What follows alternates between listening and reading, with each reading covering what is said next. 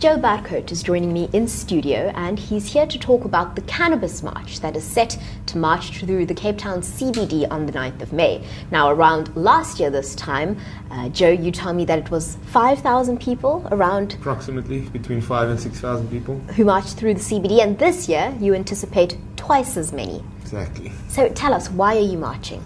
Well, first of all, we're marching for the reform and the review of cannabis laws in South Africa. As currently you can see on an international level, the laws are irrational.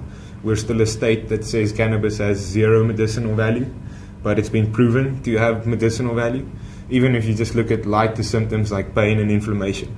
Let's not get into the more hardcore ones, which is still being debated. But as far as Israel goes, they use it as treatments for more severe illnesses like epilepsy, cancer, glaucoma, even stress-related disorders, which they say cannabis actually causes. So it's definitely been proven to be a medicine. Thus, our law in South Africa is irrational and flawed on that level. But Joe, we know that it has been debated in Parliament, especially spearheaded by the late IFP MP who suffered with cancer. Yes. And we know that this is something that government is talking about in the medical sphere, but this extends further than just medicinal use of cannabis. Yes. Talk to us about that aspect of your organization's lobbying. My organization's lobbying looks at a recreational use of cannabis, as I believe that cannabis is no more harmful than cigarettes and alcohol, which has also been proven. Thus, I'm lobbying for the legalization of cannabis because as a citizen, I think I should have a choice of what I put into my body based on how I feel it will affect me. Some people get affected horribly by alcohol, others don't. Same thing with cannabis. So it's kind of drawing the line between protecting citizens from each other or protecting citizens from themselves, which is a job that's not in government sphere to handle. They don't have the capacity to protect everyone from themselves.